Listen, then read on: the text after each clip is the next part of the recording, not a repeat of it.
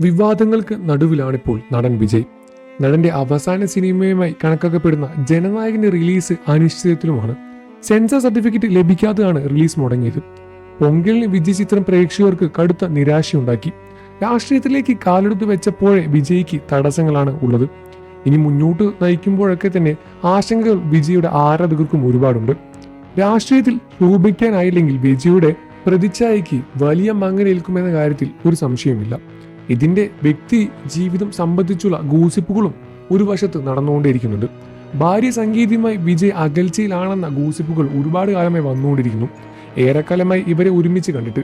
സംവിധായകനായി തുടക്കം കുറിക്കുന്ന മകൻ ജെയ്സൺ സഞ്ജയും അച്ഛനൊപ്പം കാണാറില്ല. എന്താണ് വിജയുടെ വ്യക്തിജീവിതത്തിൽ സംഭവിക്കുന്ന ചോദ്യം പരക്കെ ഉയർന്നുകൊണ്ടേയിരിക്കുകയാണ്. പലവിധ ഗോസിപ്പുകളാണ് ഇതിനെ സംബന്ധിച്ച് കുറെ നാളുകളെ പുറത്തു വന്നുകൊണ്ടേയിരിക്കുന്നത്. ഇതിൽ വിജയുടെ ആരാധകർ അസംതൃപ്തിയിൽ തന്നെയാണ്.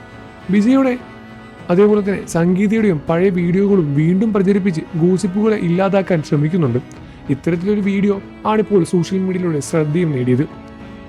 വാലന്റൈൻസ് ഡേ ദിനത്തിൽ വിജയ് വാച്ച് സമ്മാനിച്ചതിനെ കുറിച്ചാണ് വീഡിയോയിൽ സംഗീത സംസാരിക്കുന്നത്. വാലന്റൈൻസ് ഡേക്ക് ഭർത്താവ് അയച്ചതാണെന്ന് തോന്നുന്നു. ഒരുപാട് നാളായി ഞാൻ പറയുന്നുണ്ടായിരുന്നു. നന്ദി വിജയ് എന്നാണ് സംഗീത പറഞ്ഞത്. വർഷങ്ങൾക്ക് മുൻപുള്ള വീഡിയോ ആണിത്. മുഖ്യമന്ത്രി തന്റെ ഭാര്യയ്ക്ക് നൽകിയ സമ്മാനം എത്ര നല്ല ദമ്പതികൾ എന്ന ക്യാപ്ഷനോടെയാണ് വീഡിയോ പ്രചരിപ്പിച്ചത്. അടുത്തിടെ തമിഴ്നാട് മുഖ്യമന്ത്രിയാണ് വിജയ് എന്ന് ആരാധകർ ഉറപ്പിച്ചു കഴിഞ്ഞു. എന്നാൽ അത്ര വലിയ സ്വപ്നങ്ങൾ വേണ്ട എന്ന് രാഷ്ട്രീയ നിരീക്ഷണത്തിൽ ഭൂരിപക്ഷം ആളുകളും പറയുന്നുണ്ട്.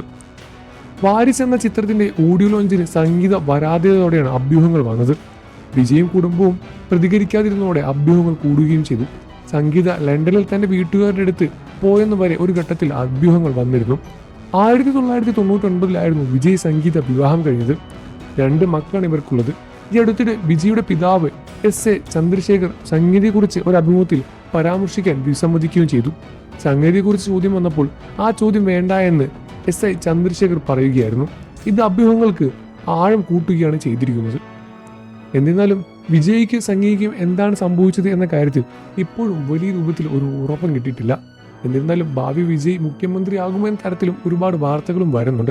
നിങ്ങൾക്ക് ഇതിനെപ്പറ്റി എന്താണ് അഭിപ്രായം എന്ന് വീഡിയോയ്ക്ക് താഴെ കമന്റ് ചെയ്ത് പറയുക. വാർത്തകളും വിശേഷവും എത്രയും പെട്ടെന്ന് അറിയാൻ നമ്മുടെ വീഡിയോ ഒന്ന് ലൈക്ക് ചെയ്ത് ചാനൽ ഒന്ന് സബ്സ്ക്രൈബ് ചെയ്ത് സപ്പോർട്ട് ചെയ്യുക ഫ്രണ്ട്സ്.